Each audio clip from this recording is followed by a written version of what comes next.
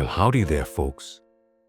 Pull up a chair and grab your coffee, because old Grandpa Joe here is about to spin you a yarn that'll tug at your heartstrings and get your blood boiling all at once. This ain't no fairy tale. It's a fresh slice of life, inspired by the real struggles out there, but with a twist of sweet revenge that'll make you cheer. We're talking about a young black teen named Jamal Washington, growing up in the gritty streets of Chicago. Jamal was your typical high school kid, smart as a whip, playing basketball after school, dreaming of college scholarships. His mom, Eleanor Washington, was a force to be reckoned with.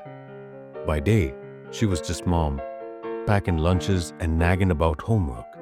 But her real gig, a top FBI agent, busting bad guys in the cyber division. She kept that under wraps, not wanting to scare off Jamal's friends or put a target on their backs. Now picture this. It's a crisp fall evening in 2024, and Jamal's strolling home from the corner store with a bag of chips and a soda. He's got his hoodie up against the wind. Nothing suspicious, just Chicago weather being its usual self. But out of nowhere, two squad cars screech up, lights flashing like the 4th of July. Officers Ramirez and Jenkins hop out, hands on their holsters, barking orders. Hands where we can see 'em, kid. You match the description of a suspect in a robbery down the block. Jamal's heart pounds like a drum. Officers, I ain't done nothing. I live right here. Check my ID. But they ain't listening. They slam him against the car, pat him down rough, ignoring his protests. Folks on the sidewalk start whispering, pulling out phones to record. Jamal's thinking of all the stories he's heard, kids like him ending up in headlines for the wrong reasons. The cops grill him. Where you coming from? What's in the bag? Jamal stays calm, but inside, he's terrified. He's just 17, never been in trouble. But here he is, treated like a criminal because of his skin. Ramirez sneers. You kids think you can run wild in this neighborhood. Jenkins cuffs him for resisting, even though Jamal's cooperating. They toss him in the back of the cruiser, radioing in like they've caught public enemy number 1. Little do they know, Jamal's got his phone on silent record the whole time. Smart kid. As they drive to the station, Jamal whispers a quick text to his mom. Cops got me. Help, Eleanor's at home, fixing dinner, when her phone buzzes. Her face hardens like steel. She grabs her badge and keys, muttering, not my boy. But hold on, folks. This is just the beginning. The real storm's brewing. All right, settle in, my friends, because things are heating up in this tale. Grandpa Joe here, sipping my tea, and remembering how life can throw curveballs that hit hard. Back at the precinct, Jamal's sitting in a cold interrogation room, wrists still sore from those cuffs. The fluorescent lights buzz like angry bees, and he's trying to keep his cool. Officers Ramirez and Jenkins strut in, acting like big shots. Listen, kid, Ramirez says with a smirk. We got reports of a black male in a hoodie, stealing from that store. You fit the bill, admit it, and we'll go easy. Jamal shakes his head. I bought those chips fair and square. Receipts in the bag you took. But they laugh it off, calling him a liar. Jenkins leans in close. We've seen your type before. Always playing the victim. Jamal's mind races. He's thinking of his dad, who passed away young from a heart attack, leaving Elena to raise him alone. She taught him to stand tall, but right now, he's feeling small. They grill him for hours, twisting his words, even threatening juvie if he don't confess. Outside, a small crowd gathers, neighbors who saw the arrest, sharing videos on social media. Hashtags like #JusticeForJamal start trending locally. But inside, it's isolation.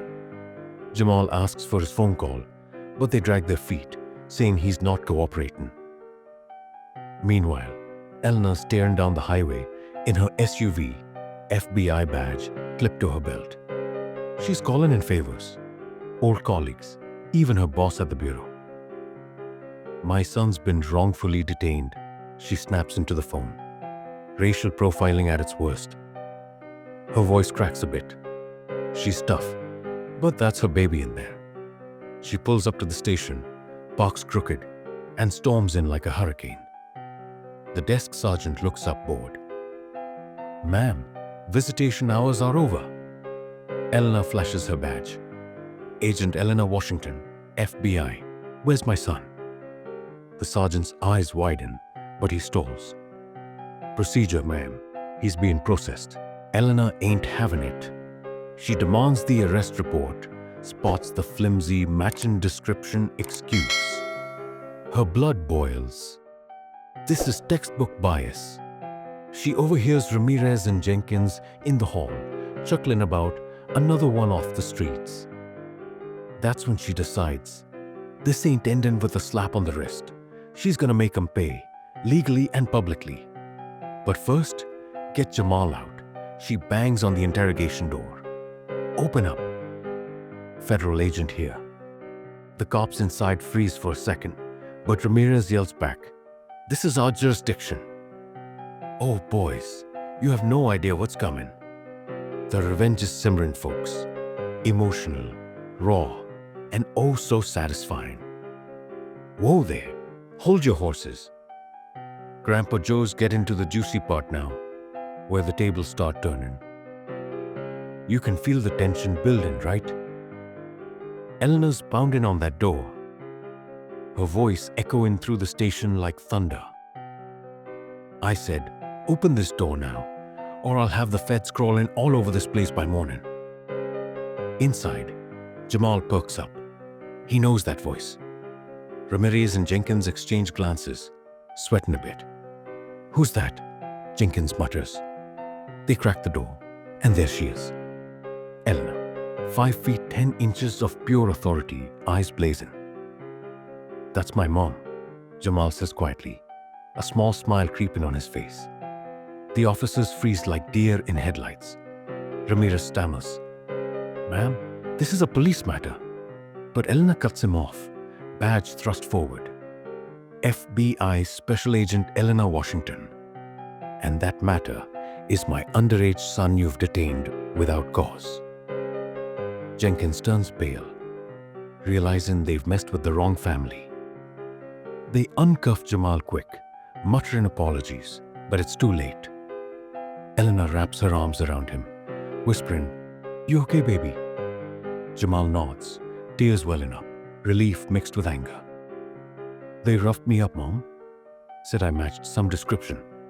The station goes quiet. Other cops speak out, whispering. Eleanor demands body cam footage, witness statements, everything. "This smells like profiling," she says loud enough for all to hear. Ramirez tries to backpedal. "It was a mistake, Agent. No harm done." But Eleanor's not letting it slide. She pulls out her phone, records the scene. "Harm? My son's traumatized. You'll be hearing from Internal Affairs." Jamal watches his mom in action, feeling a surge of pride. She's always been his hero, but seeing her command the room, powerful. As they walk out, Elena turns back. "Expect a full investigation. And boys, pray your records are clean." The officers stand there, frozen, careers flashing before their eyes. Back home, Jamal crashes on the couch, exhausted. Eleanor makes cocoa, sits with him. "I'm sorry you went through that," she says, voice soft. "But we're fighting back." Jamal hugs her tight. "Thanks, Mom. You're badass." She smiles, but inside, revenge brews. She starts digging, using FBI resources to check Ramirez and Jenkins' histories. Turns out, they've got complaints piling up. Excessive force, bias incidents. Eleanor files reports, loops in civil rights groups. Social media explodes with the videos. Protests form outside the station. The cops' names trend negatively, their families feeling the heat. But this is just the spark, folks. The full blaze of justice is coming. Emotional? You bet. Revenge? Sweeter than pie. Now, we're cooking with gas, folks. Grandpa Joe here. Lean in and close, because this is where the revenge gets real juicy and emotional. After that night, Eleanor doesn't waste time. She's up at dawn, poring over files in her home office. FBI laptop glowing, coffee strong. Jamal sleeps in, but when he wakes, he sees her determination. "We're not letting this slide, son," she says. "This is bigger than us." Jamal nods, feeling empowered. He shares his story online anonymously, at first, but it goes viral. Comments flood in. "This happens too often. Fight back." Eleanor coordinates with the ACLU, suing the department for wrongful arrest and civil rights violations. But she goes deeper, using her cyber skills to uncover patterns. Ramirez, multiple lawsuits settled quietly. Jenkins, dashcam videos showing similar stops on black kids. She leaks it ethically through journalists. Headlines scream, "Chicago cops under fire for racial bias. FBI agent's son targeted." The officers get suspended, pending investigation. Ramirez calls Elena, begging, "Please, agent, I got kids." She replies coldly, "So does every parent whose child you've harassed." Jamal testifies at hearings, voice steady. "I was just walking home. They saw my skin and assumed guilt." The room hushes. Even tough reporters wipe tears. Eleanor stands by him, proud but heartbroken. At home, they bond deeper. Jamal opens up about his fears. Eleanor shares her own struggles as a black woman in the FBI. "I joined to change things, Shripush," she says. "Now we're doing it together." Revenge peaks when the department settles. Big payout, mandatory training, and the officers demoted. Ramirez quits, moves away. Jenkins faces charges for falsifying reports. But the emotional core? Jamal uses the settlement for college, majoring in criminal justice. He speaks at schools. Don't let fear win. Eleanor gets promoted, heading a task force on police reform. One night, they visit Dad's grave. "We did it," Jamal whispers. Eleanor tears up. He'd be proud. The story spreads. Books, podcasts. Folks message Jamal, "You inspired me to report my case." That's the real revenge, turning pain into power, lifting others. But wait, there's a sweet capper coming, my friends. This tale's got heart, guts, and a message that sticks. Well, bless your hearts for sticking around.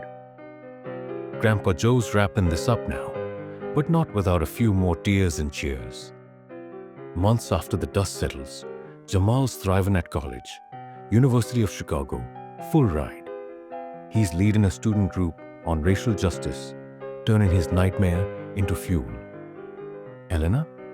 She's spearheading FBI programs, training local cops on bias. Ironic, huh? They even get invited to the White House for a civil rights summit. Jamal shakes the president's hand, thinking, from cuffs to this. The emotional payoff hits during a family barbecue. Neighbors who filmed the arrest show up, hugging Jamal. "You changed things around here," one says. Eleanor raises a toast to resilience. But later, alone, she breaks down. "I almost lost you," she tells Jamal. He holds her. "You saved me, Mom." We're unbreakable. Revenge fully blooms when Ramirez reaches out, apologizing in a letter. "I was wrong. Your story opened my eyes." Jamal forgives but doesn't forget. Uses it to advocate. Years pass. Jamal graduates, joins the FBI like Mom. Their first case together? Busting a corrupt cop ring. Poetic justice. Eleanor retires proud, watching her son soar. The story lives on. Jamal writes a book, From Profile to Powerful, inspiring thousands. Kids email him, "I'm not afraid anymore." That's the ultimate win. Emotional healing, community change. Folks, this tale ain't just about cops freezing. It's about family bonds, fighting injustice, and sweet, satisfying revenge that lifts everyone. Remember, stand tall like Jamal and Elena. If life's unfair, push back with heart and smarts. Thanks for listening to Old Grandpa Joe. Hit that like button, share with friends, and subscribe for more stories that'll warm your soul and fire you up. What's your take? Drop a comment below. Did this move you? Until next time, stay strong and kind. God bless.